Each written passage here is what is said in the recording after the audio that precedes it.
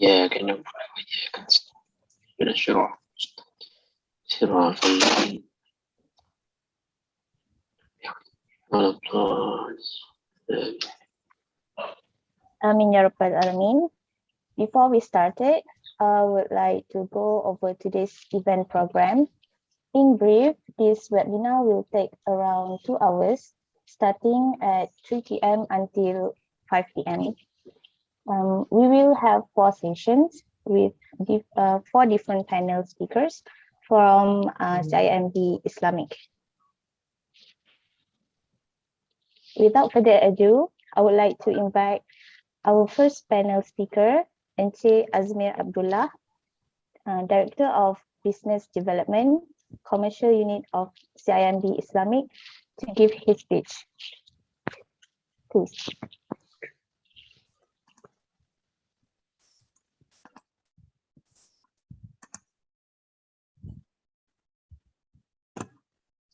Assalamualaikum everyone, very good afternoon. I'm Azmir Abdullah. I'm from CIMB Islamic Commercial Banking. I'd like to thank you, ANSARA, for organizing this. I think there is no better time for this topic except for now. So my presentation today, I'm going to break it down into 2 parts. First is the why. Why is sustainability important for SMEs? And later on, when I get into GreenBizReady as a proposition, then it will answer the how and what. So hopefully today's session, I'll give a high-level overview of ESG to the participants, and I'll be using sustainability and ESG interchangeably throughout my session. And today I assure that the facts I'm going to share is not an April Fool's, bukan cubaan tapi betul-betul. So let us start with the why. Now, just to set the context, I think most of you would have seen these colorful boxes with words inside and probably be wondering what it is. So this is actually UN's 17 SDG goals. All UN members have agreed to set it as a target to reach in 2030. Now, if you can see in this slide, we try to map the SDGs according to the ESG pillars, so environment, social, and governance. And why is this important? I think it's basically ESG is doing the right thing. So in the past, probably businesses have focused on profit. But now there is a concept introduced, which is known as a triple bottom line. So we look at not just profit, but we also look at people and the planet, and it's all interwoven together. Hence, the emphasis of doing ESG or incorporating ESG elements in business. I think under the ESG pillars, I think some of these areas might be familiar or you've heard of it before.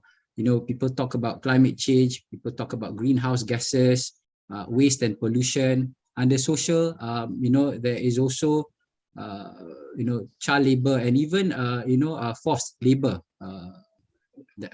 that you would have heard recently. Under governance, it's really about reporting, making it more transparent to the stakeholders and implementing the right policies.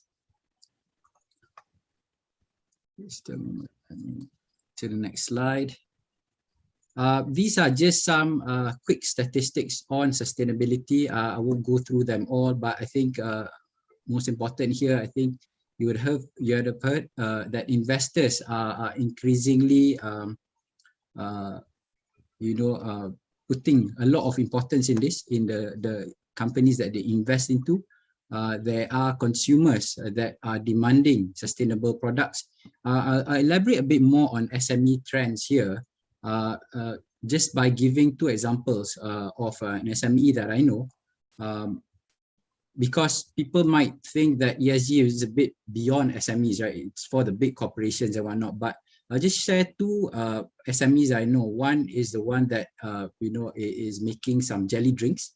Now they have actually installed solar thermal, and what have that given them is that they were able to cut their production time from 2 hours to 40 minutes because they need heated water for their production. So they were able to do it in less time, and they did not have to use so much electricity because the water is already heated. They didn't need to heat it with electricity, hence their electricity cost was the same, but they were able to double their revenue with the same efficiency. Another SME that I could share is in wood manufacturing. So they use certified sustainable wood in their production. There will be some leftovers and waste, wood waste from their normal production. So what they have turned into is that they use this waste and created, very nice souvenirs, which, because it's part of certified wood, right? They were able to export it to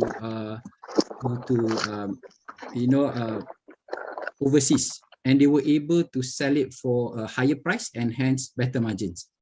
So those are the two examples just to share a bit.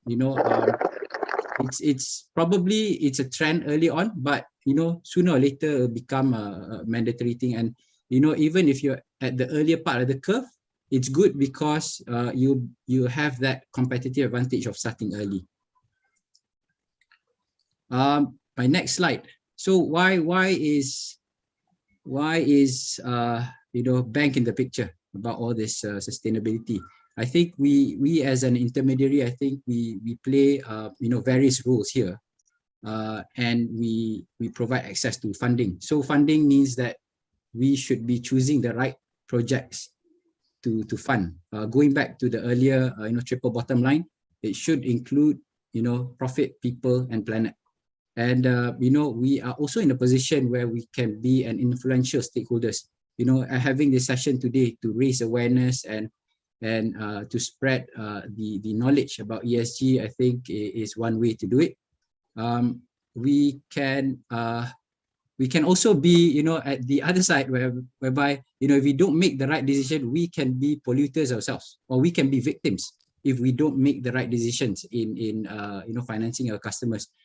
Just for example, natural disasters that you see here, I think extreme climate nowadays, as you've seen recently, I think in Malaysia we've had floods, right? It does not just affect collateral value for the bank, but to individuals like us, if we're affected, then probably it would affect our net worth in terms of property price. And of course, if you're looking to insure after this, it probably costs you more as well. So these are some of the impacts that from extreme climate change. Then we'll probably be seeing that how it affects us and how it's relevant to us. I won't go much through this slide. So basically, this is the next couple of slides actually are labels, certificates, and the relevant qualifications in sustainability.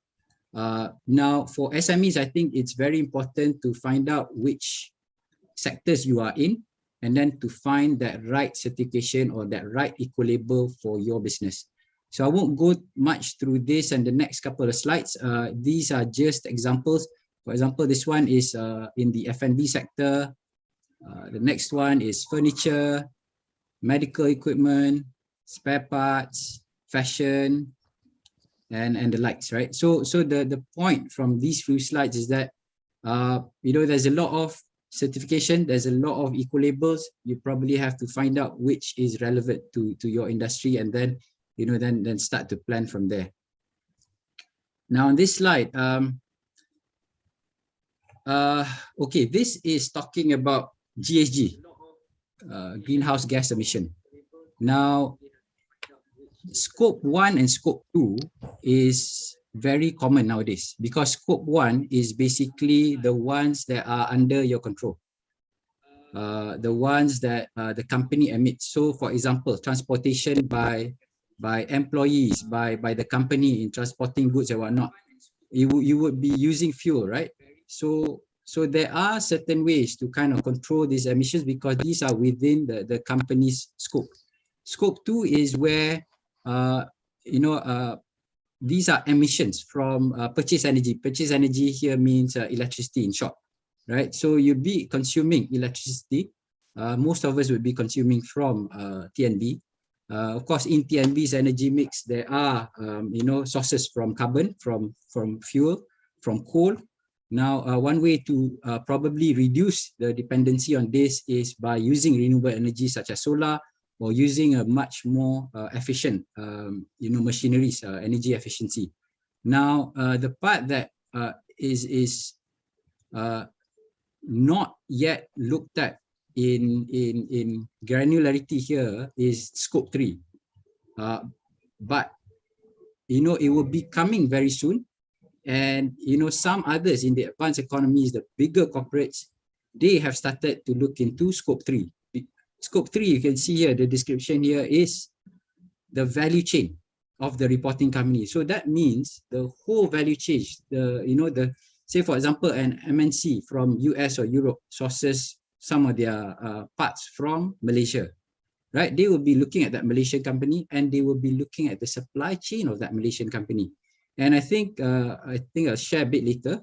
We've seen that businesses get hit because of this. They're no longer looking at just scope 1 and scope 2. They are looking beyond. So the big companies are looking beyond. They're looking at scope 3, and that's where I think it comes into the picture of Malaysian companies. Okay, this slide is just to show the part that I explained earlier on, scope 3. So you can see throughout the sectors, scope 3 is actually the biggest chunk, but it's not seen because it's embedded emissions, right? And if you can see the statistic here, only 25 companies engage their suppliers to address scope 3. So once this becomes mainstream, I think that's when we see it feature in our shores. All right, I think this one is just to talk about the benefits of sustainability. Just like the example that I shared just now, the wood manufacturing company, they were able to gain, they were able to expand to new markets. They were able to sell for a higher price than their normal goods. Product differentiation and eco-efficiency and asset efficiency is like, the company that I shared, the one that was making jelly drinks and others, right? Business continuity and resilience, by adopting ESG earlier on, I think it will also future-proof your business because you would have already started, that journey, and then you would be relevant to the international market. These are some of the articles, and interestingly, all these articles, all these headlines are in 2022. You got Bursa chairman saying this, you ignore ESG, the companies will be deprived of equity and debt financing. You got Matrix making a statement. You got EPF, reinforcing ESG commitment. So this will have a snowball effect. So once they push this agenda to the bigger companies will need to change, and that's where it will affect, the SMEs supply chain. And it's happening now. And borders are opening, right? What would you feel if the flight that you're taking is running on cooking oil? So these are some of the things that's already live, and that's why I said having this topic or talking about this topic, there's no better time than now. And sorry, next slide. This slide just talks about Malaysia is largely an exporting country, right? And this is taken from a study. 60 or 70% of our exports are to countries with net zero targets. Net zero talks about carbon emissions. So when these companies have net zero targets, the companies operating in those countries will probably be aligned on the same target. And this is where they will start to look at their supply chain and and we have to be in line with them. If we don't do anything, then our products when we export is probably going to be pricier. On the right here, I think it talks about carbon prices. Now, if we don't do anything about our carbon aspect of the business, the SME doesn't do anything, there are going to be consequences, because our goods that we export to those countries will probably be slapped with, depending on the mechanism that they're going to put in place, whether it's penalty or whether it's a tax and whatnot. But the result is that our product is probably going to be costlier than the ones that are emitting less carbon. So then it will affect the fundamental of the business, right? The previous slide was talking about carbon. Now I want to also show that the social and governance aspect, the S and G aspects of ESG is equally important. As you can see here, a lot of companies, I think, are hit with this. It has actually turned into a real risk. So in the past, probably we would have thought that anything that's related to labor is not so important. But because these big companies are looking at the supply chain and looking at all ESG aspects of the business, so even with the part where I think this company is hit with the social part, the labor force, right? Their revenue was impacted, their market capital was impacted very, very badly. So and it's never too late to start. So preemptive is much better than trying to cure, right? And that brings me to my second part of the presentation, the what and how, right? So for CIMB, I think we've got this GreenBizReady proposition that we have launched early in 2021. We got the support of the main government agencies, Matrade, MGTC, and MIDA. And just to give some background of CIMB, this is our sustainability roadmap. It's based on this 5 main pillars. The first pillar here is where CIMB walks the talk, right? We have been championing sustainability. This is where we try to, take care of our own business from a sustainability angle, more to like scope 1 and scope 2. Now, the second pillar is where our customers are our clients, right? And as you can see here, we also want to encourage our customers and clients to start their own sustainability journey. This is in order for us to get to our goals together with the bank, together with the country, together with the institutions. So we can only get to our goals if we move together. So that's why, for CIMB, it's very important, that our customers are on the sustainability journey together with us. This is the next slide is the framework that we use for CIMB. Basically, we have identified some of these sectors as our GSIPs. GSIP stands for Green, Social, Sustainable Impact Products and Services. The main approach here is to minimize negative impact and maximize positive impact. This list is, of course, not exhaustive. It's used as a guide for us to go in on our sustainability journey. And as you can see, CIMB is committed to mobilize 30 billion towards sustainable finance by 2024. Right, and now for commercial banking customers and for SME banking, this is where we have our GreenBizReady proposition for SMEs. GreenBizReady, if I could highlight it, it's not a product on its own. It's a proposition. It's supposed to be a value add to our customers that wants to start on their sustainability journey. And most importantly, we help customers to pivot towards the right direction and start taking baby steps. So it's a one-stop solution. We'd like to call it a one-stop solution. The next slide, I think, will give a better overview. If you can think of this as like an umbrella concept to cater to different needs of SMEs, because some SMEs would probably want to start with just by installing solar. So we've got, our solar providers here, an online platform, the ones that you can go direct as well. But if you're looking for other aspects, then we have other associates to help.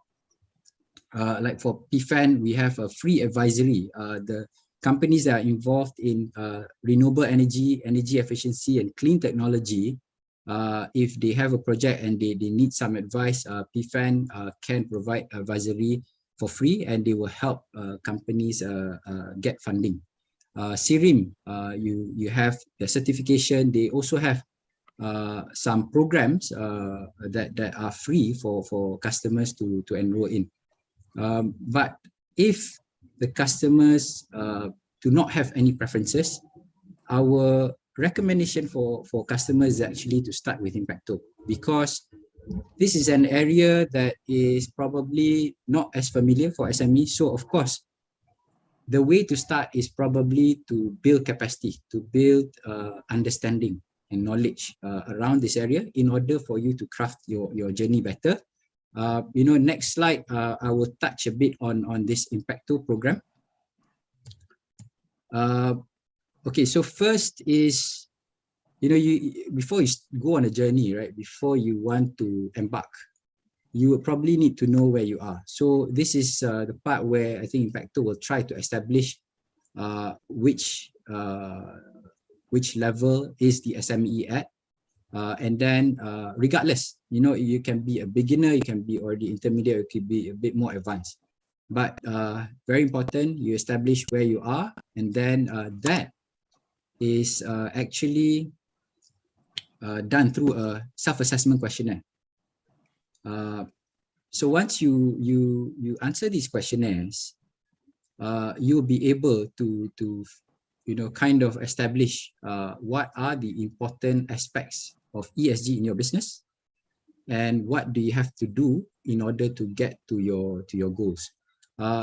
I'd like to highlight that this program is free for CIMB customers. It's a capacity building approach, and at least it gives a structured framework for SMEs to advance in their journey. Now, step 3 is the unique selling point here, because Impacto will this step 3 is for the more serious and committed SMEs that's willing to commit to advance in their journey. Now, if they are committed, Impacto will have a one-on-one engagement, and they will prepare a plan for 12 months with the SME.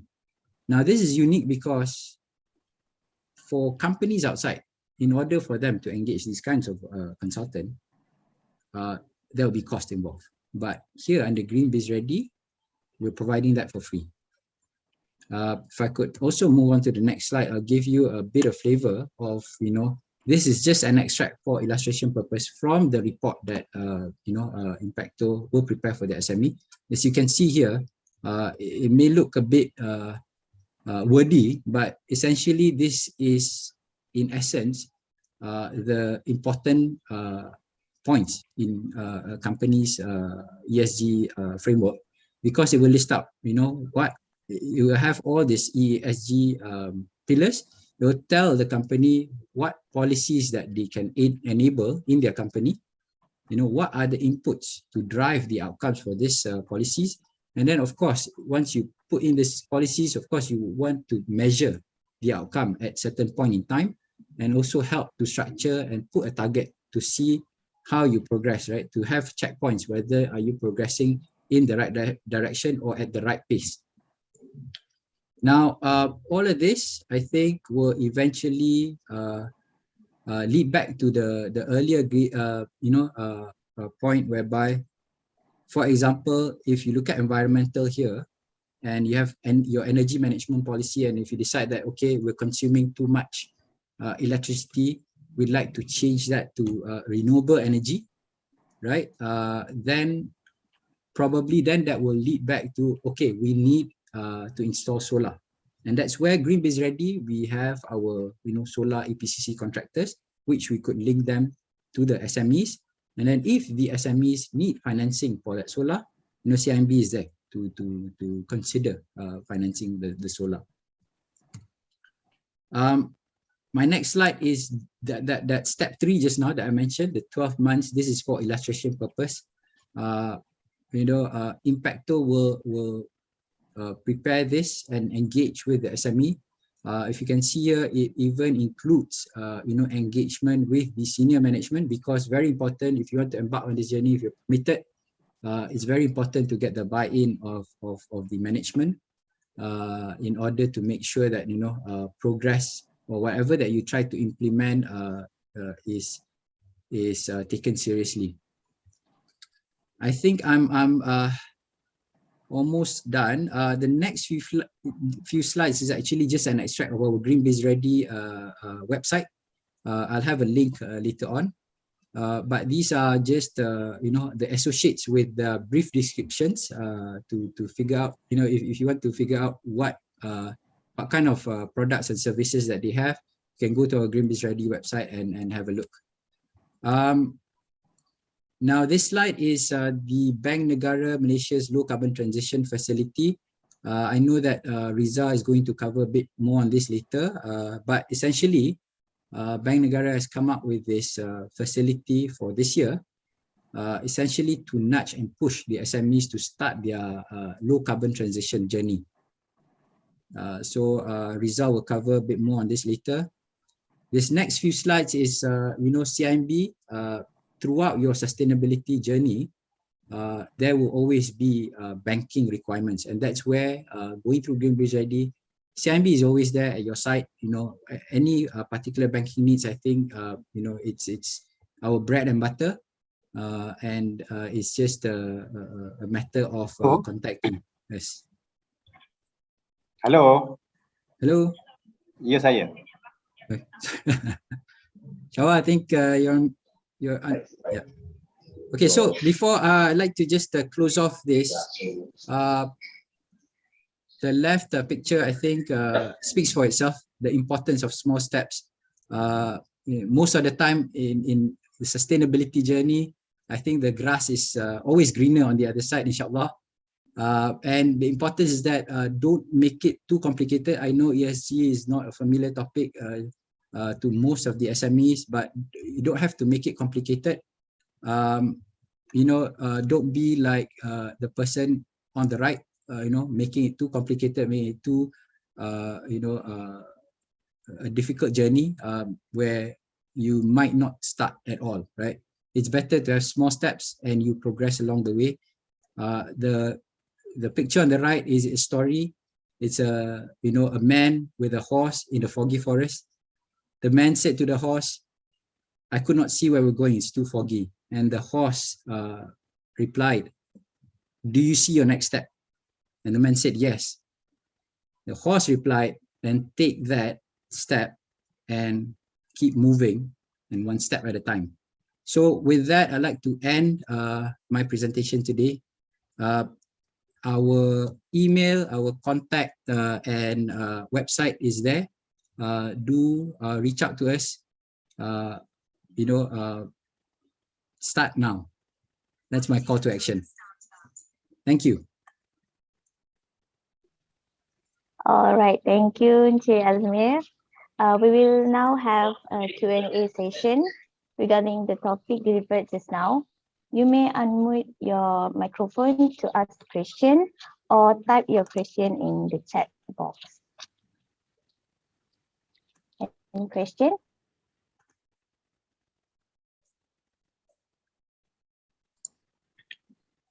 Assalamualaikum. Okay, saya pula tanya, organizer pula tanya.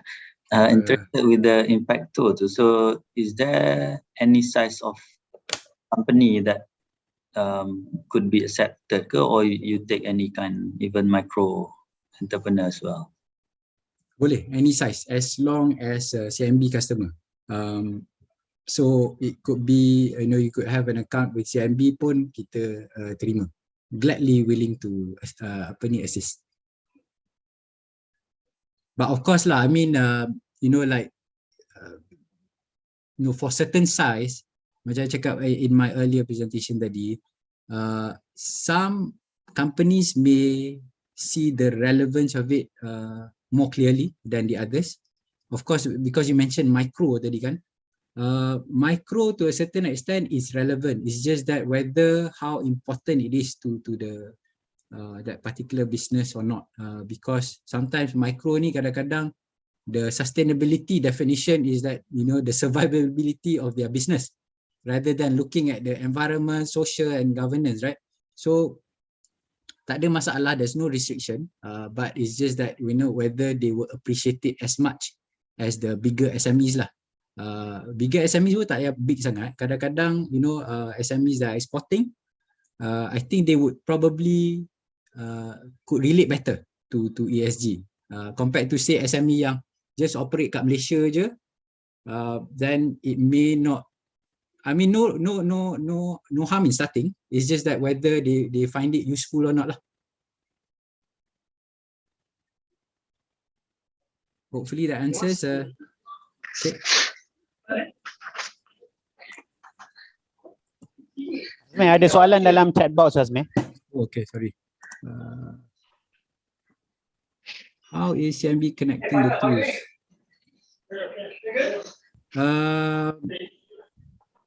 Okay, so the SRI taxonomy, there's no direct connection. I mean, if that's your question, but the taxonomy will, I mean, because ESG is a generic topic, you know, of course, some of the contents of, you know, GreenBizReady would be in line with SRI taxonomy. SRI taxonomy, I think to a certain extent also, there are some generic ones, but I think to a certain extent it would be more relevant to bigger companies that intends to tap on the capital market. But in short, I think there are similarities, but if you're asking for direct connection, it is not linked directly. So hopefully that answers Cik Firdaus.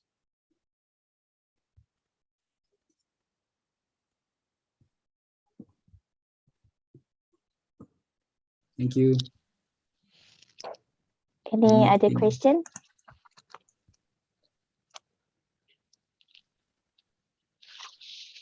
Okay, I think we can proceed. Is it okay? Thank you. Thank you. Okay. Next, I would like to invite Encik Noor Mohamed Amin, Head Business Development Commercial Unit of CIMB Islamic, to deliver his speech. Thank you.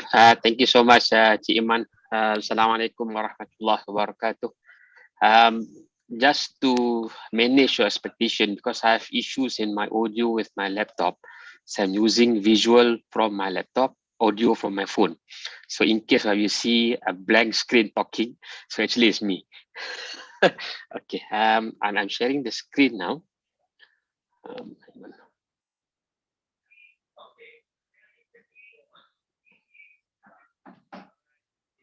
Yeah, so if you can see the screen, today I'm going to briefly discuss about this CIMB Trade Club, whereby this is the platform to give an opportunity for our SMEs to explore the international market in more structured way.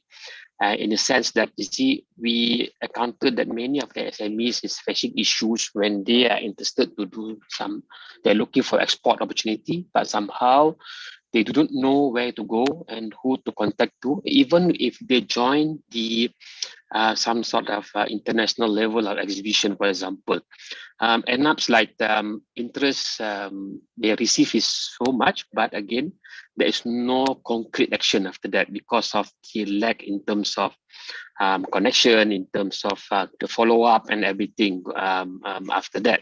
So from whatever we have gathered so far from the SMEs, on top of the issues that I just mentioned, they also have issues in terms of resources as well as capital. This, you know, to participate in this international standard of exhibition, for example, like Halal Dubai recently, even some other places where you can see Halal Canada, a huge opportunity. But again, for SMEs, for our SMEs to be there and to exhibit their products, involve cost, and cost is not cheap. It's very, very huge. Even if they participate under the umbrella of Matrate or any other government bodies like MARA, for example, still they need to come out with some level of cost to sustain their journey. I mean, their expenses in that particular countries.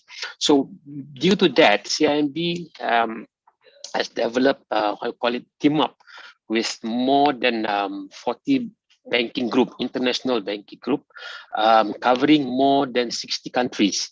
So what happened with this collaboration with others banks is we are exchanging our customers' information in terms of their potential product. For example, there's one customer of ours is doing chili paste. On top of that, another example, they're doing copper product. So this chili paste and this copper product came to us through this trade club, saying that they are interested to penetrate to certain market for this chili paste. They are interested to explore UK market and also the Middle East market, while the copper product, scrap copper product, interested to explore Korean market. So we've been talking to banks within this trade club. For example, in Korea, we talk to this IBK, International Bank of Korea. In UK, we're talking to Santander Bank, and even in Middle East, we're talking to DIB, Dubai International Bank. So we'll tell them that these are the customers that are interested to explore to your market. So what they do, they will search from their own database, those customers to within their database. Of course, most of them will be borrowing customers.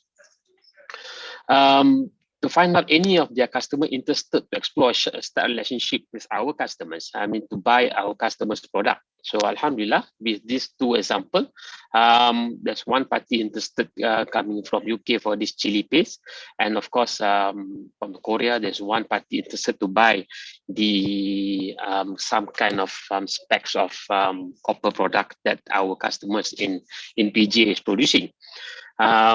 So we connect them too, and the business goes on, and then they're making a good transaction. And until today, they're still progressing.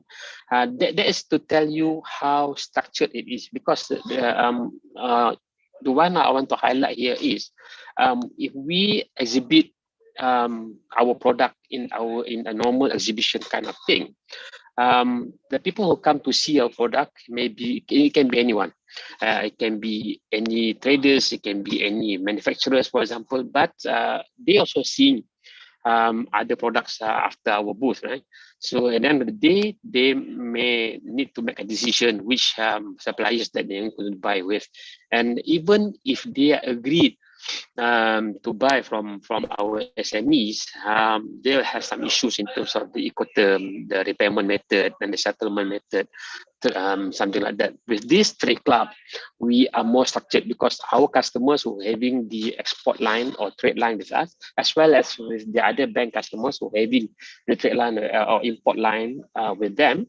So in terms of customer due diligence, is already there. So when they say yes, so what we do, we will organize a meeting, of course, virtually. With current moment, a virtual meeting is very simple to set up. Then we introduce both parties, sit down together, of course, with the facilitation of CIMB and the other bank from the other side, to both are confident. Then for them to talk to each other, agree on the terms and everything. So when it comes to the trade settlement, of course, the bank within the bank will help. So again, we help the customers to connect with the potential buyers is one, and help the customers to do the settlement with the other potential buyers is two. And number three, we make the whole journey of the transaction seamless, so that customer will have confidence when they talk to the suppliers, because that suppliers has been someone that known to a bank, that known to CIMB. Okay. So on top of the two examples I just mentioned, there are plenty others of our SMEs. At the moment, we have more than 300 members that sign up as our trade club, as CIMB trade club members. And we bring most of these SMEs into outside Malaysia and to see if any of our, alliance bank that are having potential buyers for their product. not only that, again, it also works on the reverse side. For example, if our customer would want to explore or want to looking for new raw material, for example, for their production, they can always use this Trade Club platform to look for a new supplier, maybe at a more competitive price, through the same channel. So saying that the Trade Club members will come to CIMB, I need to buy flour, for example, a plain flour. So can you help me to look for suppliers outside Malaysia that having a competitive price can supply me with this of minimum requirement. So we will talk to plenty all the banks in the Trade Club Alliance platform to see if any of their customer interested to supply plain flour to our customer here in Malaysia. Then the same process will continue. Yeah. So this is the platform is helping the Malaysian companies to look for new international market. Of course, some of our SMEs may establish in Malaysia. They are very strong. They have very strong footage in Malaysia. They have a very strong clientele in Malaysia. But when it comes to overseas market, even like our next door country, Singapore, for example, or Indonesia, or maybe Thailand, we can always help. Of course, very recently we have a customer to sourcing some product from Thailand, which we are arranging with our counterparty in Thailand. So this is another good example too, whereby our customer is facing issues in terms of to agree on the payment term. So they are not confident because the Thailands are asking for cash advance, but our customer not comfortable to give cash because they have been conned before with some suppliers from Thailand. I'm not saying that the Thailand supplier is bad, but sometimes some people become very naughty and they play around with this funny thing. So what we did was we team up with Stanchart Thailand, arrange for a meeting to bring Stanchart customers on the table as well as our customers on the table to discuss. You see, these two customers have been customers for two banks that within the Trade Club. So the trust should be there. So the bank will facilitate for the whole transaction. So by a range of this kind of meeting, our customers feel comfortable to do business because he knows that someone that he's buying from is known to a bank that known to CIMB. So this is the advantage of what we are having in this Trade Club. So how to get this Trade Club is very, very simple. First of all, Trade Club members need to become our CIMB Bank or SME Islamic customers. Once you become a customer, we will send you an invitation in email form. So to say that this is by invitation, so you need to fill up some information from the email. There's a link, so you just click the link and then fill up some information and then send it back to us. Once this is ready, this is a step actually. Once this is ready, so we will help our customers to create a business card. Of course, customer need to do on their own, but with our guidance from our community managers. So the community manager will give you some sort of an overview how to make it effective, how to make sure that whenever the people search from this club engine, so your name will be appeared. So by mentioning that, I just give you an example, a perspective to your respective mind, where this Trade Club, it works exactly like maybe I would say Lazada or Shopee. So whenever I want to buy, for example, I want to buy dishwasher detergent. So I just key in the keyword dishwasher detergent, then you come up with the list of suppliers that supplying dishwasher detergent. Exactly the same with the Trade Club, but when it comes to the settlement in terms of your trade settlement and introduction and everything, we will do it more structured ways. So we want to make sure that if a customer interested to buy a product, so we bring that particular customer together with you to discuss, and we facilitate the whole transaction, we facilitate the whole settlement, we facilitate the whole trade journey to make it comfortable, to make it seamless for both parties, for all parties. So this is the advantage of the Trade Club. It's not like Lazada or Shopee whereby they just leave it to you and the supplier to discuss and purchase. If anything wrong, then only Shopee or Lazada come into picture. But here we are involved in the very beginning of the transaction, so to give you some comfort level when you start dealing with this trade club. And who can join this trade club? It can be anyone, any SMEs out there with having a proper or export ready. I would say export ready, because the reason is if you're talking to some established customers, for example, say if you are selling pineapple, for example, you have a pineapple farm, so you're interested to sell to maybe to Indonesia, for example. I just pick a country, to maybe to Australia, maybe to Australia. So that particular supplier buyer from Australia may require to have at a minimum of say of 40 footer or 20 footer containers. So you must make sure that our customer who are ready to join the trade club have the capacity to produce a minimum of 20 footers containers, so that whenever we introduce your product to the respective potential buyers outside that, when they start making orders, they will know, start saying, oh, it's too much for me. I cannot do 20 footers. I can only do 2 pallet. And then it's very difficult. So jeopardize the, what you call, the name of the bank that introduced. I think that covered most of this trade club we call information. If any question, I'm more than happy to take.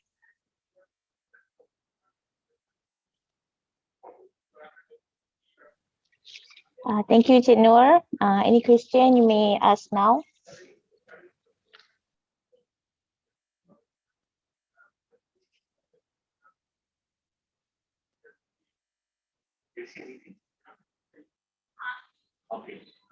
Kalau tak ada tu jelas lah semua tu.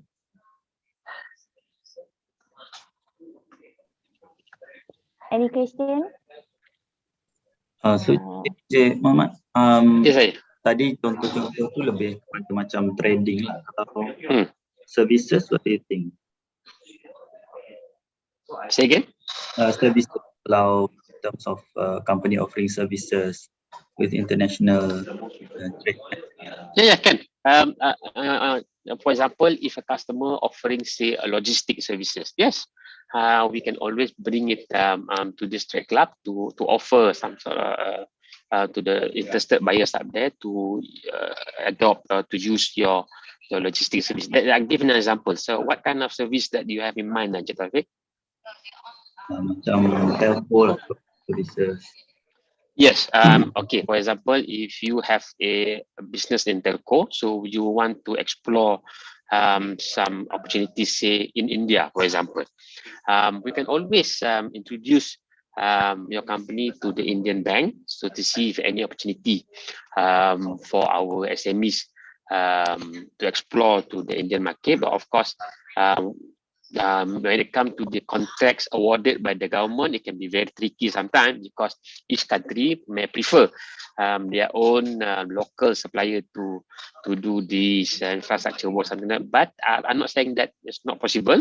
Still possible, because we have seen a lot of international players successfully won some tenders, even in the country whereby a very close country, risky, inshallah. Okay, so you're saying go to my team and then go from there, like it? Okay.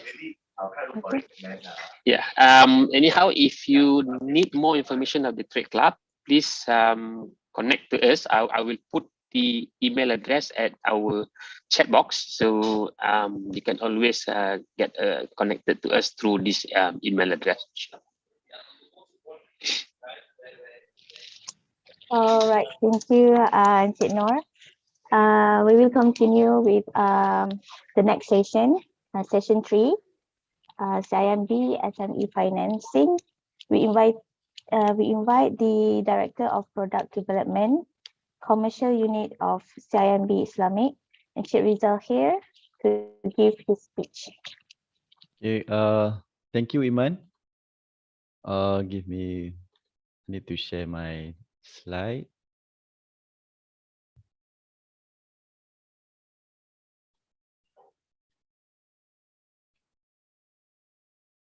Okay. Right. Assalamualaikum. Good afternoon. Thank you so much for this opportunity with ANSARA Tapin. Okay. And I think my session start at 4 and this is Friday. Maybe we can do some pulse check. Maybe some of the participants, can you help to type GBR in your comments so that we can see there's some engagement from the participant today before we start the session. At least I know their participants are actively listening for this seminar. All right. Okay. A bit of a summary and some connecting points with what has been discussed, shared by our esteemed colleagues, Encik Azmir and Tuan Noor Mohamed. So they are talking about how to move forward, and the agenda is on ESG, and this is a journey, and there are a lot of things that need to pay attention because the direction is moving towards that ESG. So if I can give a similar example, for example, Sharia compliance status, halal companies, I mean, it's all started with a small step, the journey.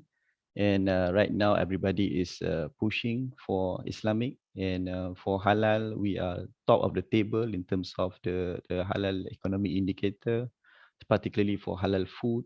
Everybody is rushing to get the halal certification. So, I mean, because we can see the value in those accreditation, we can see is bring more good than harm, is 100% positive. So it's very valuable to the business and it creates more business opportunities. So in looking at that journey, so CIMB is not a traditional bank just purely looking at deposits and financing and that's it. So we are bringing in value to the SMEs, and we are not just looking at engaging you for financing product and that's it. We want you to understand, make a good decision. You have your right journey. What are the milestones that you want to achieve, and how banks as intermediary can step in to actually help you to realize and actually capture those requirements so that you can achieve your milestone and I mean proceed with your journey towards ESG and so on. So today, my session, I'll just time my session for 20 minutes. I'll have 10 slides. So most likely I'll spend average 2 minutes per slide. And this is very straightforward because these are just financing packages that is simplified, that is suitable. They are programmed so that you have a minimal submission of documents, and the approval decision can be very fast. So I'll be focusing on this pillar on SME financing. So for SME, we are not just focusing on financing, as I mentioned just now. We are bringing values to the SMEs. So we also have SME Transact. This relates to all the transaction that currently everything is done through online. We need all it to be tracked systematically. So inshallah later on, our colleagues Tuan Shawal will explain further with regards to accounts that and benefits that you can have with CIMB Islamic particularly. And then on SME partners is what Azmir has mentioned just now. We have so many partners. They covers various perspectives, various requirements. They can provide advisories, okay? And even we have a Trade Club Alliance. So those are values that we are bringing to the SMEs so that they will make a careful decision. They are very structured. They have their perspective, how to move forward with their business for viability and sustainability. So it's not just purely focusing on traditional banking, come to the bank with documents and request for financing and that's it. And sometimes we need to be very careful because there's a financing cost involved. So I mean the utilization of financing must be fully optimized for the purpose of the business, and it should be aligned with the business journey. So today there are 7 products, and 5 of them are packages, special packages.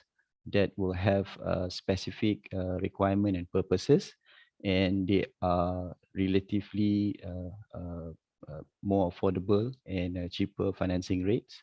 And the other two would be our unique proposition from CIMB for the SME. And with this, we also cover both capital expenditure financing for purchasing asset, machineries, and so on, and working capital financing, which is more flexible. Okay.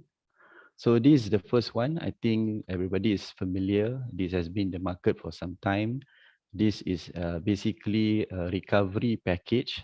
I mean, I think some of the business is still recovering from the effect of the pandemic. So this is just a snapshot of Penjana SME financing is still available. So the financing rate is 3.5 and we can go up to 250,000. So these are all flexible financing packages for working capital.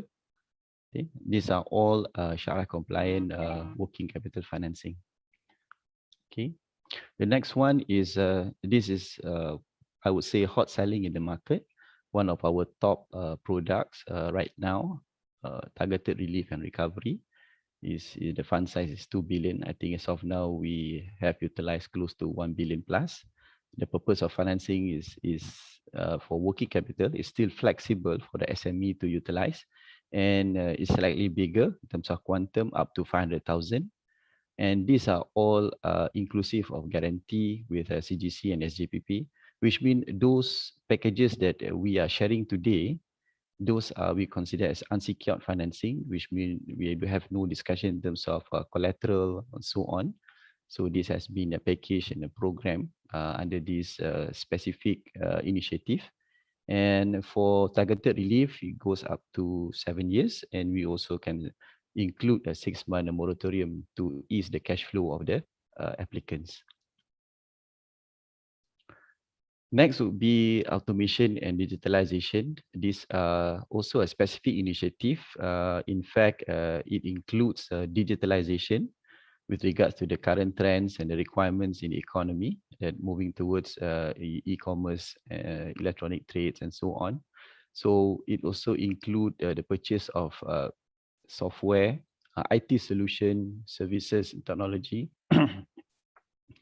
So these are the things that packages that is available, so that I would suggest that all the SMEs to engage with our GreenBizReady team, so that they will understand what are the requirements for them to achieve the journey, and what are the things that need to do, so that they can carefully select what are the packages that is suitable for their journey and apply those financing. And these financing packages are available and they are at a cheaper rate. For example, this package is at 4% per annum, and these are all unsecured financing. And the financing tenure, we can go up to 10 years, so it won't burden your cash flow, monthly cash flow. And these are all working capital financing, which means they are flexible in nature in terms of the purpose or utilization of the financing. Okay. And this is our product, our unique product under CIMB, which is SME Quick Biz Financing. So what we want to offer SMEs, you can go up to 1 million for working capital, and this is without collateral, because we understand there will be typical issues with SMEs and whatnot, and banks being a bank, we will need to have a collateral to secure our credit risk and so on. So this has been packaged upfront. So it's a no collateral financing, and it's up to 80% of the government guarantee. I mean, with minimal documentation, I would say the audited accounts plus all those statutory documents for the company. And again, this is also in the form of flexible working capital financing, which means there's no specific purpose, it's for working capital, so that freely for the SME can utilize the financing. But again, we need to be mindful that all this utilization of financing, there's a cost to it. So that's why I think better engage the team, so that you are more structured in terms of what kind of capex or working cap that you need to incur before you actually onboard on the financing requirement. Okay, this is open to all SMEs. and for the basic of minimum 3 years, and the financing rate is ranging from BFR plus 2.75 to 3%. Right. Another one is for CAPEX, which means for asset purchase financing for properties. And this is for a bigger financing amount up to 5 million. So it's not just limited to financing of a property, but you have it can be arranged in the sense that you can go up to a certain percentage of the property, and it can be arranged with other facilities as well. So which means you can also add on working capital facilities if need be under this quick biz financing. So what we are sharing with you, this is the package, is for quick biz financing, and is up to 80% of the guarantee, and sorry, is up to 100% of the value, and the financing can go up to 5 million. So which means this facility, it can be customized. Let's say you are eyeing for, you need to have a premise or facilities to be upgraded. Maybe you are on the ESG journey that you need to do some upgrades in your facilities in terms of, for example, your energy efficiency, or even you need to do some enhancement to your property that you find to a new properties that fulfill those requirements. Then you can apply this property financing, and it goes up to 100% of the property value, whereby you can also include a combination of other working capital financing like cash line or trade finance. Okay, a very quick one. These are the eligibility criteria in terms of the segment and the credit parameters. It's open to all SMEs within the SME definition. It has to be Malaysian control 50%, and it must be operated within 3 years. Okay, and this is for productive financing purposes. So it's not for investment holding companies. Okay, for credit parameters, is we have our own credit program. So that's why it's minimal documentation is required other than the audited financials, because we will be managed based on some historical data and some credit scoring. And of course, with a good payment record in terms of security status and so on, at minimum with a positive tangible net worth, and is open to sole prop with 21 to 65 years old, minimum annual sales turnover of 500,000, and then is working capital not exceeding 50%. So those are the basic credit parameters. So all these facilities are a program, credit programs that we have custom-made, particularly for SME segment, so that we can manage in terms of the documentation with regards to application for financing, so that we have a minimal documentation, and we will have a fast turnaround time in terms of the credit decision and so on. And we are giving the flexibility to the SMEs, which means it's not for a specific purpose, but is for working capital that you can actually manage and utilize it for a specific purpose that you have in your journey. Okay.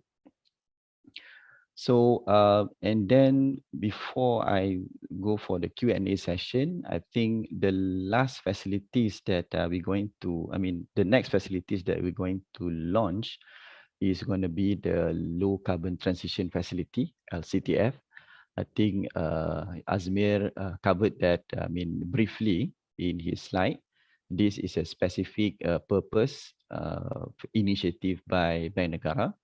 So we are one of the participating bank managing this fund, and we're going to launch sometime in the mid of April for this low carbon transition facility. But it is basically targeted for CAPEX financing, but it's also open for working capital. But for CAPEX financing, we are looking at solar panel, particularly for SMEs to take up, and we can finance that under this program, and you will have a competitive profit rate, I think up to 5% for all the Islamic banks and also commercial banks. Okay, I think with that, I end up my session. It's just a brief one because For financing solution, those packages are already available, and is what I'm suggesting is these products are available, but it's good that SMEs reach out to the GBR team. They understand what are the steps that they need to do, what are the things that opportunities that have, whether they want to go for the ESG agenda and so on. Because from the example Azmir has given, there are few companies, for example, those jelly drink companies. They started their, the solar thermal, and from there they discover there are some cost savings to their production. So they embrace into that journey, then they discover there's opportunity and productivity savings to their business. And then, for example, those companies that have their wood waste, and then with this wood waste, they go into another production, and it comes out as a byproduct, and opportunities for byproduct, it goes for the export market. So you wouldn't know until you explore. You will have those consultation with those experts. Then they will tell you these are the right things to do, these are the steps that you need to take, and from there you can make a better decision before you can engage the bank in terms of what are the facilities that are suitable. In terms of financing solution, most of them are flexible in that nature, and you can make that kind of application that suits your requirement. All right, thank you. All right, thank you, Encik Rizal. We open for Q&A session. Any question?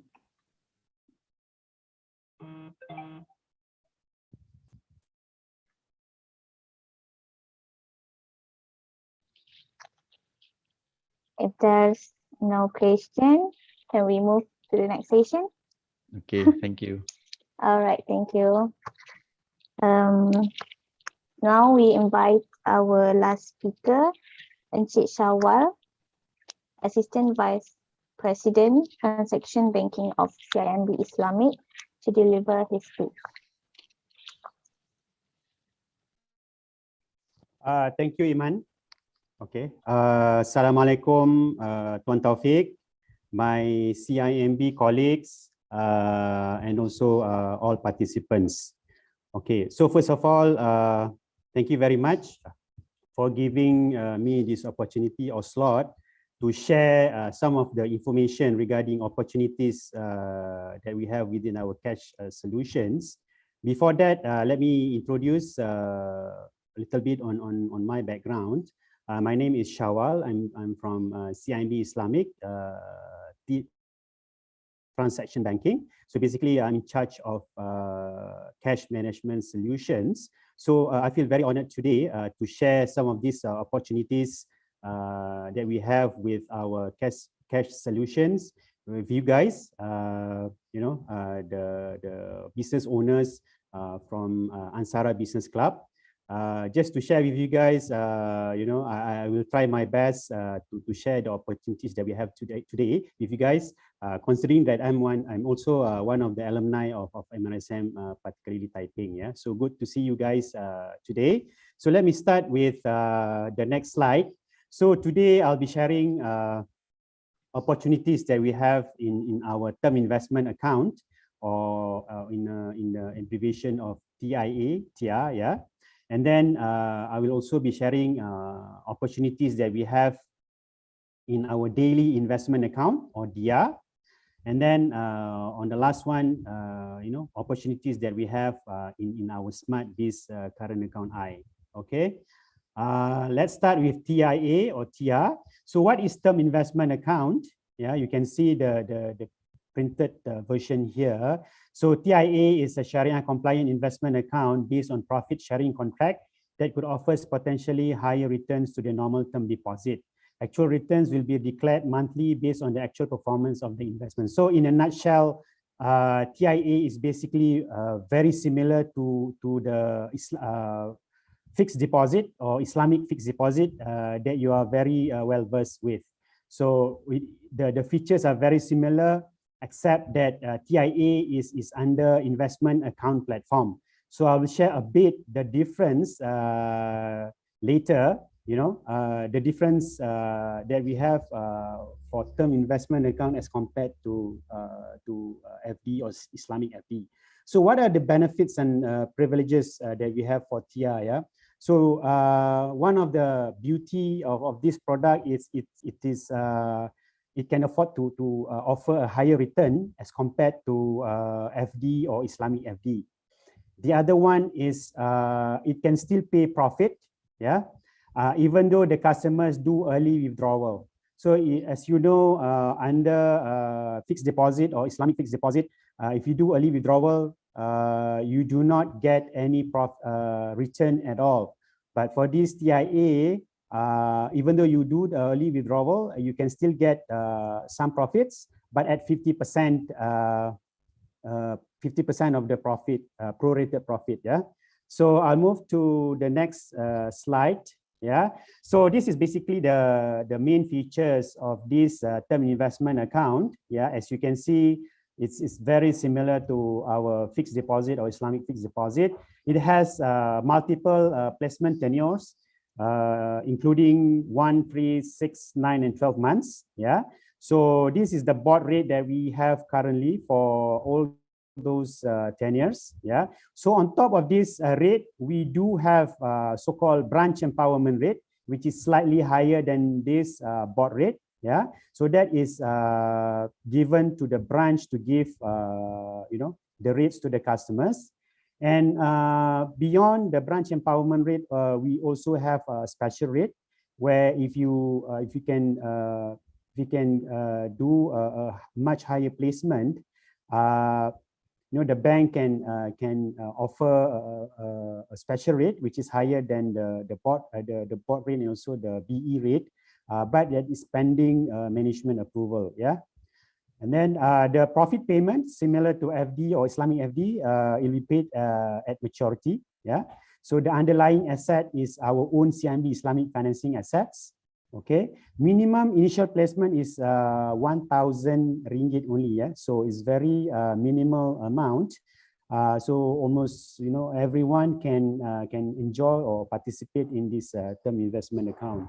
I'll move to the next slide. Okay, so we do have this 6 months 10-year campaign that is currently running. We launched this 1st October 2021 last year. It will end by 30th April 2022. So we still have 1 more month to go. Yeah. So the placement tenure is 6 months. Yeah. So this is the selling point here. The indicative rate is 2.30%. Yeah, per annum. This is if you observe the rate in the market. This is among the highest in the market. Yeah, if you compare to our FD or Islamic FD. Yeah, so most of them are offering between 1.8 to 2.0. So this campaign, since it's under campaign, so it's offering one of the best rate in the market, 2.30%. Yeah, so minimum placement is 10,000 ringgit. Yeah, per transaction. Maximum placement is 20 million per transaction. So if you want to do more than 20 million, no issue. You just need to do a few transactions. Yeah.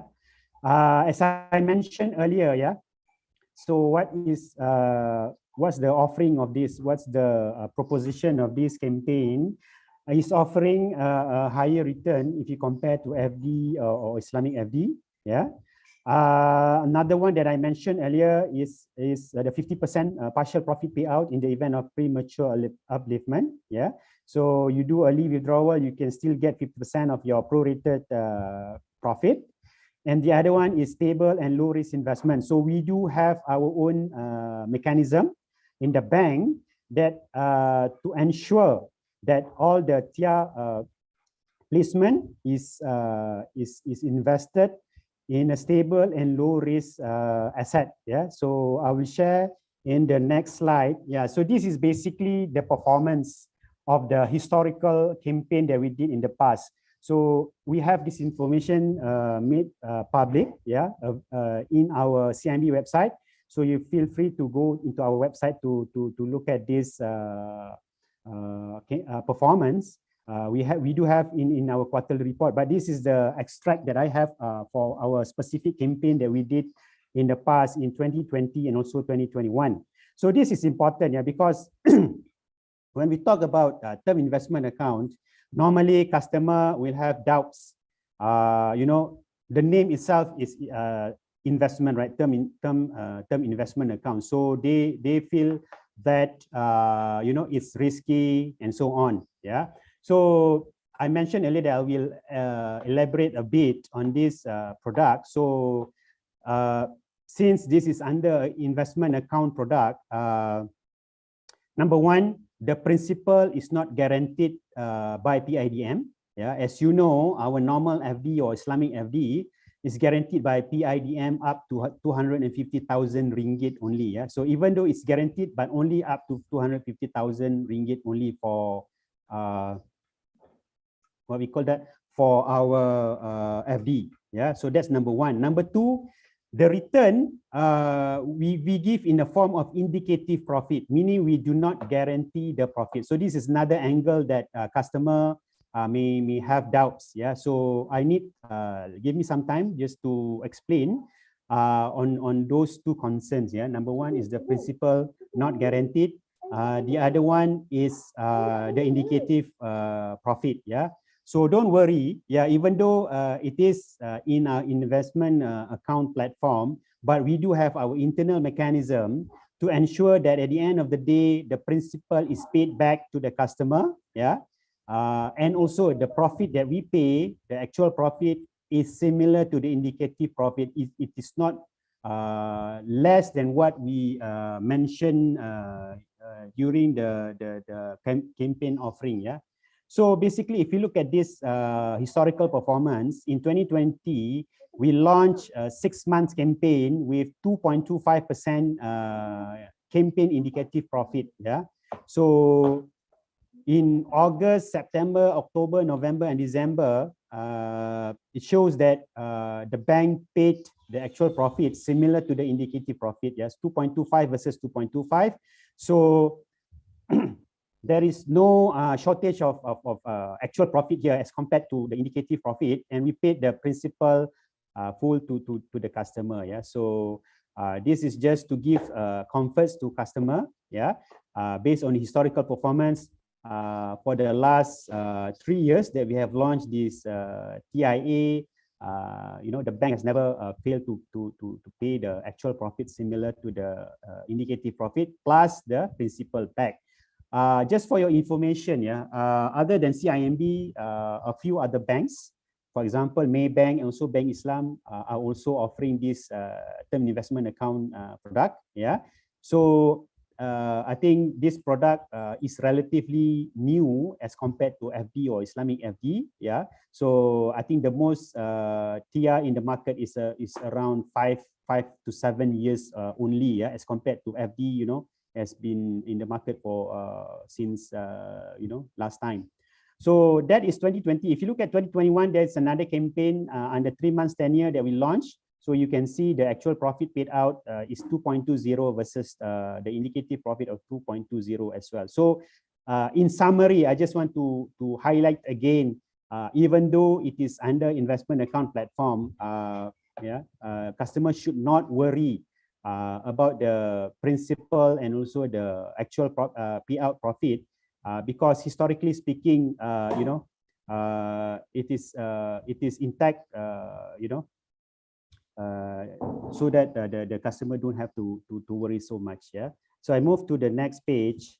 So this is basically the trend of the IA growth in Malaysia under Islamic Bank. Yeah, IA is investment account. So we also have another product. It's called daily investment account that I will share shortly. But combine both DIA and also TIA here is, as you can see, from 2017 to 2021. It is growing in double digit. Yeah, so it is about 16% CAGR. Yeah, if you know, CAGR is the average growth every year. Yeah, so it's about 16% since 2017 to 2021. So 2017, the total asset under TIA and DIA is around 79 billion. Yeah, 2021 has grown to 114 billion. So almost 100% growth. Yeah, not 100%, but probably around 70 to 80% growth within a short time of period. Yeah. So I move to the next page. So I will share another investment account product. It's called daily investment account. So if term investment account is similar to FD or Islamic FD, so daily investment account naturally is very similar to our current account or Islamic current account. So this is a daily demand deposit product. Yeah. So I will not elaborate much on this because it's very similar to TIA. Yeah, it's under investment account product, but it has few propositions that we can offer, especially in terms of the return or the profit, and also the low initial investment. Let me proceed to the next slide. So this is basically the overview of our DIA or daily investment account. As I mentioned earlier, it's very similar to our current account or Islamic current account. So the profit will be calculated daily and credited monthly. Very similar to your current account or Islamic current account if you do have interest or profit paid by the bank. Yeah. Minimum initial investment is 1,000 ringgit to open this DIA account. Yeah. The underlying asset is our CIMB Islamic Financing asset. Yeah.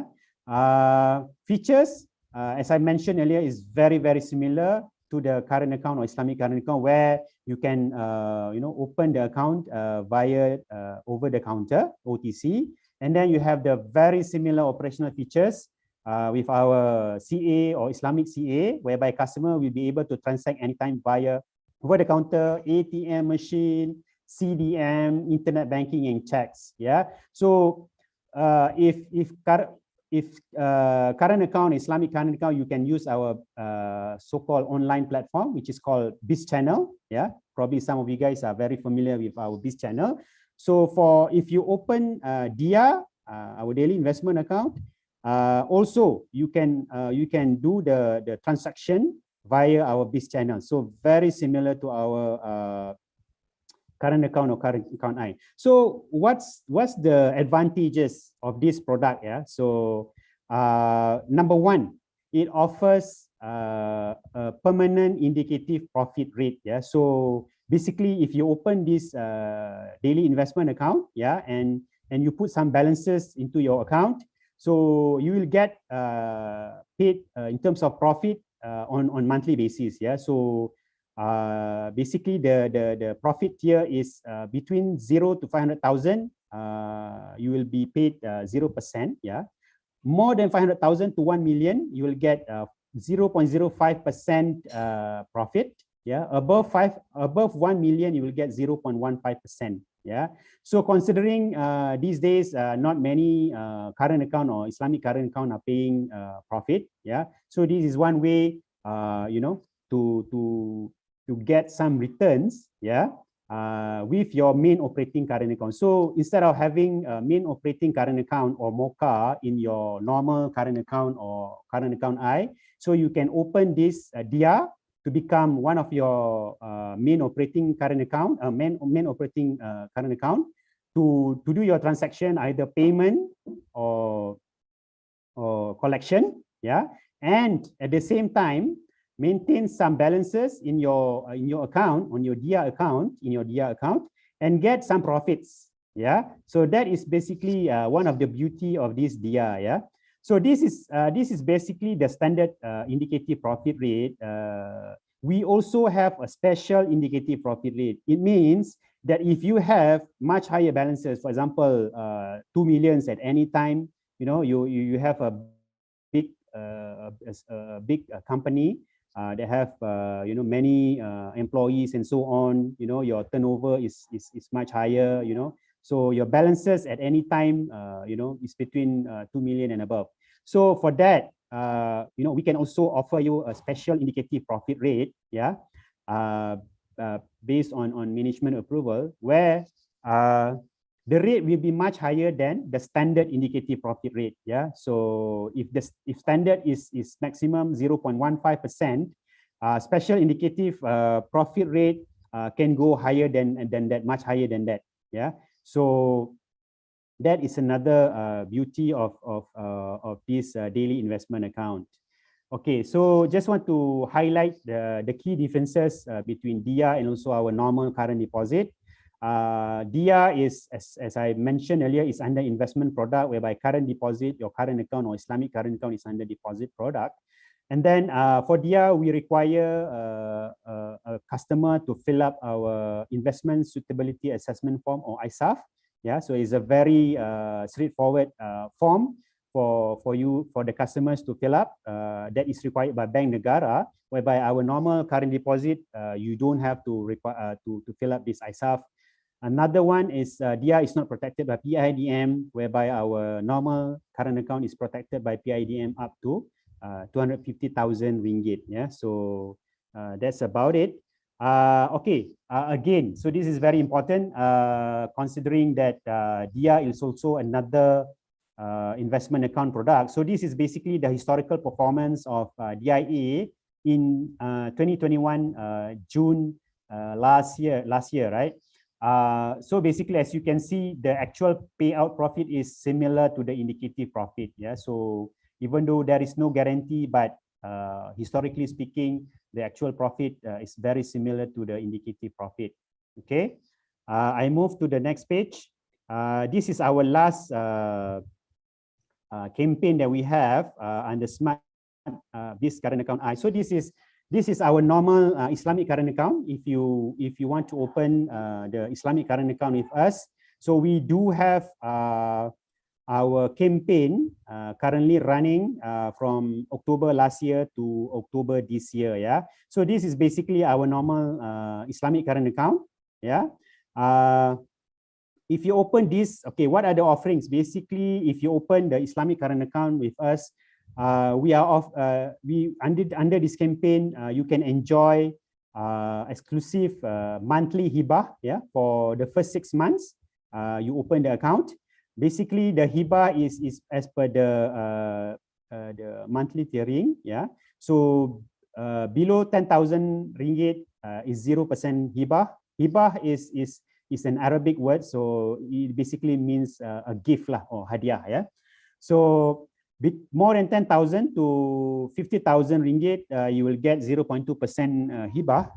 50,000 to 1 million, 0.7, and above 1 million is 0. So the highest is 0.7%. Yeah, so it is something. Yeah, so on top of on top of opening a new mocha with us, you will also get some gift or hibah in the form of the rates. Yeah, and that's number one. Number two is fee waiver. Yeah, so if you subscribe our Biz channel, yeah, our online platform, yeah, to do payment or collection, yeah, we do give some waiver for 6 months as well, including the monthly subscription fee of 20 ringgit per user for the Biz channel, and also transaction fees for intrabank, interbank, gyro, rentas, and also telegraphic transfer. So I'll have the sample of the calculation of the saving after this.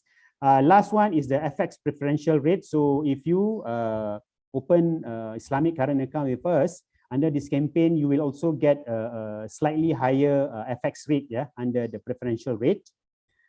So this is basically a sample of calculation. If you have 1.3 million placement with us under this campaign, as you can see in the box, basically you will get a hibah for 6 months, total hibah for 6 months around 3.4K, yeah, based on the tiering. And also in terms of saving, yeah, in terms of saving from the Biz channel waiver, considering you have this, for example, 2 users in your Biz channel, and then you do certain transaction like 30 IBG per month, 10 rentas per month, and also 5 telegraphic transfer per month. So within 6 months, you will get the waiver for this transaction, and it's worth almost 1,000 ringgit, yeah, 978. So total total saving or total hibah that you will get from this within the 6 months is around 4.4K. So yeah, at least something, yeah. I mean, instead of just opening a new account, you will get some returns on this. That's about it that I have. This is my email address, yeah, and also my mobile number. If you are interested in any of those offering, yeah, as I mentioned earlier, under term investment account, we have our ongoing campaigns for 6 months tenure, 2.3%, among the highest in the market. Then number one. Number two, we do have our DIA product that is offering standard rate and also special rate. And last but not least is our Smart Biz Current Account I that is offering some hibah under the campaign. So if anyone has any question, feel free to raise the question. Thanks everyone.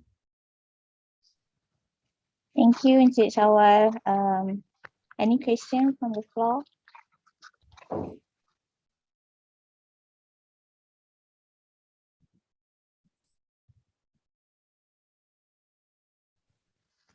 All right. So we have a few questions from the participants during registration just now. Okay. This question is can be answered by any speaker. All right. So the first question: what are the fundamental ESG criteria for a SME to be considered as ESG compliant? How does CIMB help the SMEs to make transition? That's Okay. the question. Okay. Yeah, thanks. Maybe I can take on this question. It's a very good question because there's no specific answer to it, right? There is no one standard to say that company A, you are ESG compliant. Company B, you are not. So there's no standard format to categorize.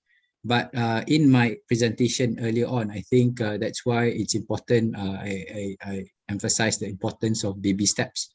Each of the pillars, ESG, has got its own criteria to it. It doesn't mean that if you install solar, your whole business is already ESG compliant. It does not mean that you can still be polluting through your waste, through your production and whatnot, right?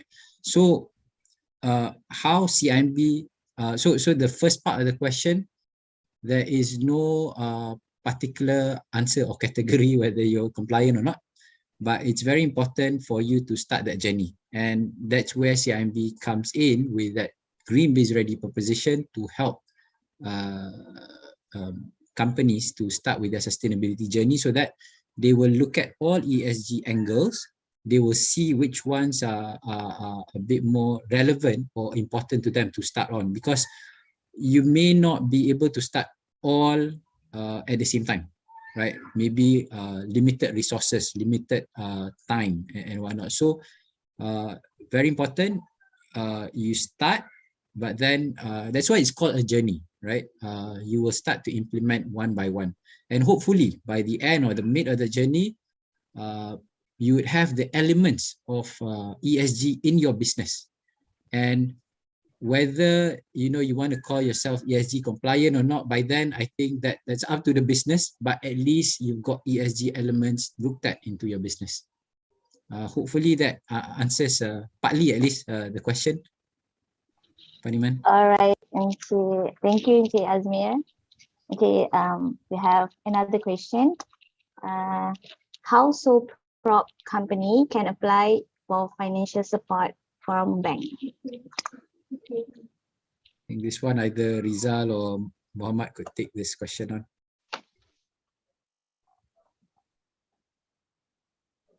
Yes, okay. Thank you so much, Iman, on the question. See, for CIMB SMEs, we know that SMEs it can be we call it a small setup where people just about to venture into a business. It can be sometimes sole prop, can be also partnership, venturing between husband and wife, brothers and sisters, maybe family members, or even friends, and not necessarily to be under Sdgs Berhad, because of SMEs being SMEs, they're exploring the opportunities in the market while managing and start learning of managing their businesses. So of course, for CIMB, we are okay to take application from SOPROP or even what we call partnership. But of course, the criteria of assessing to this SOPROP and partnership will be slightly different compared to the SME Berhad because of the lack of the transparent document, for example, especially on the financials. Of course, on the business part, the business risk is almost the same. But when it comes to the financial risk, because normally SME Berhad will have the audited account where the bank can be relying on because it's prepared by the third party. For SOPROP, probably some may hire a professional accountant to do their tax return, but some do on their own. So the level of transparency may be an issue there, but somehow we acknowledge that there's importance of this SOPROP and also partnership. So we we still take the application, we still may provide the financing to these two kind of setup, but the amount sometimes can be half for whatever we allocated for the SME Berhad. Tuan Rizal, if you want to add anything, probably. No, I think I'm good. I mean, as far as bank is concerned, we are playing our role as intermediary. So, sole prop and sole prop and partnership is also part of the SME segment. I think, yeah, I mean, what Tuan Mohamed has been saying that we will look at this application and it has to follow the credit criteria as set out by the bank.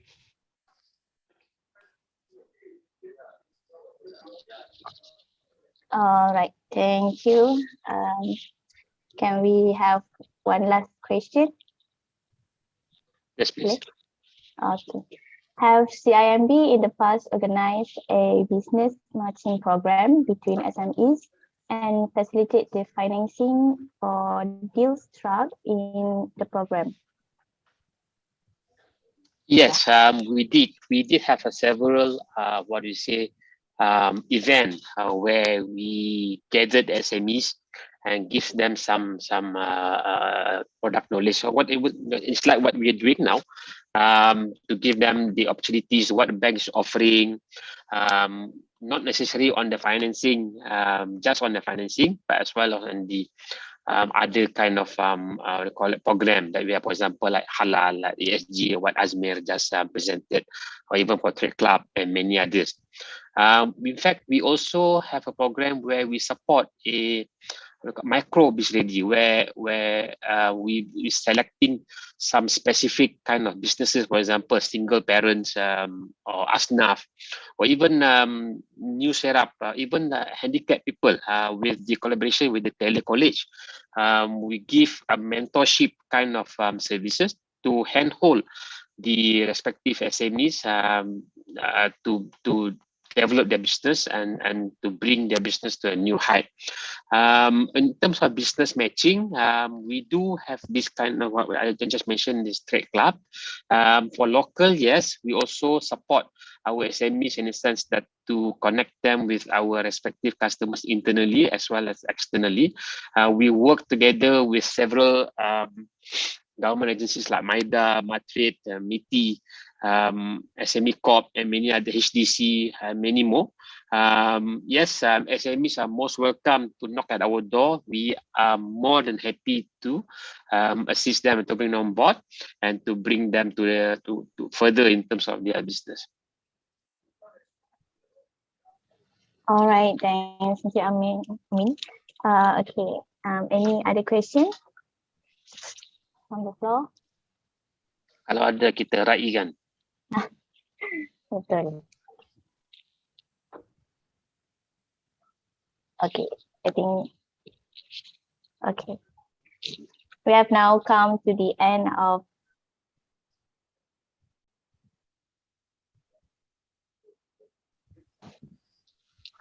Thank you to all our panel speakers for spending your time.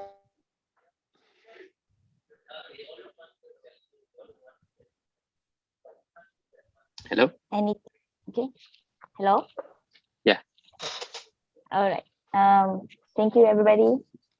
On behalf of the CIMB Islamic SME Bank, we will also want to thank you, the Tepin chapter of ANSARA. We are very pleased to have this kind of event and we look forward to have further engagement with ANSARA team members, inshallah, how Azmir and Tuan Rizal and also Tuan Shawal have projected their respective contact numbers, including mine. Please don't feel shy to contact any one of us if anything that you require, even though not within the presentation today. We are still open for other opportunities too, inshallah. And thank you so much for joining us. We're really pleased to have you guys here. On behalf of ANSARA Taiping and also ANSARA Malaysia in general, and also ANSARA Business, the few representatives here as well. We would like to thank CIMB, and also if anyone, and the participants are not just from ANSARA, we see that quite a number from other channels as well. We welcome everyone. And if you have any other questions or need to speak to the panel privately, you can also contact any of the ANSARA or ANSARA Taiping exco. So hopefully we can have something more collaboration and also something beneficial from this session. Thank you very much, Tuan Taufik. Thank you so much. Thanks Assalamualaikum. everyone. Thank you so much. Have a great day. Assalamualaikum.